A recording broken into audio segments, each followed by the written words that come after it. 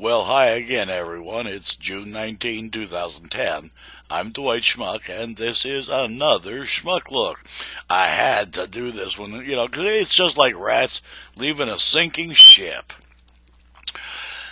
There's a story in the BBC today about British Petroleum rejects oil partners' negligence claims. It seems that Anadarko Petroleum, the largest independent oil and gas company operating in the Gulf, well, it owned 25% of this well.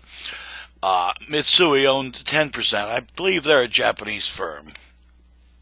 At any rate, now you put those two together and they own 35% of the well, which of course British Petroleum still maintains all decision-making powers because, hell, they own 65%.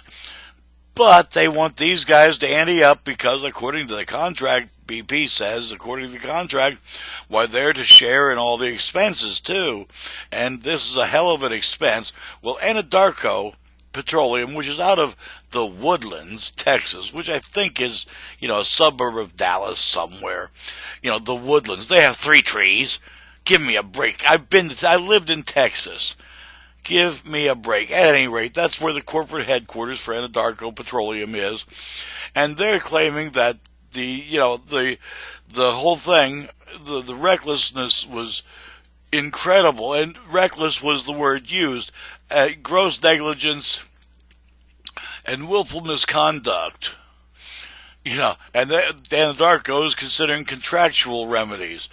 The mounting evidence, and this is a quote from James Hackett, the chief executive of Anadarko Petroleum, the mounting evidence clearly demonstrates that this tragedy was preventable and the direct result of BP's reckless decisions and actions.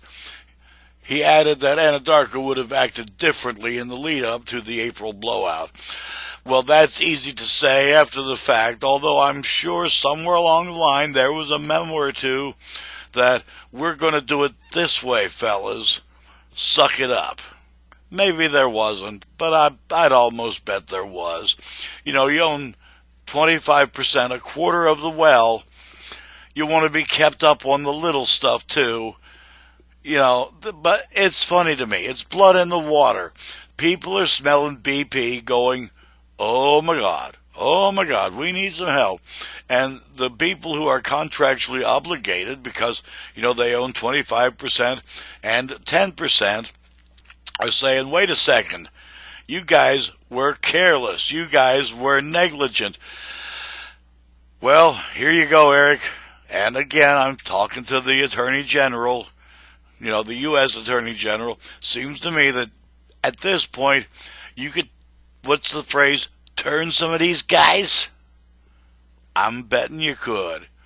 You bring them in, I'm betting they'll bring papers along, contracts, all the good stuff.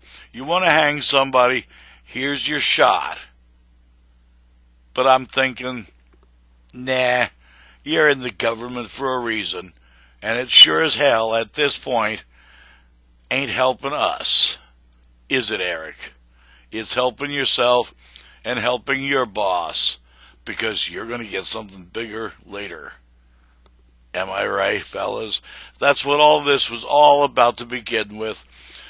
Let's capitalize on cheapskating our way around, because nothing has happened yet. Well, you play roulette often enough, sooner or later you go busted. It's that simple. These guys played Russian roulette, but they pointed the gun at us. I'm Dwight Schmuck. That's the Schmuck Look. Peace, folks.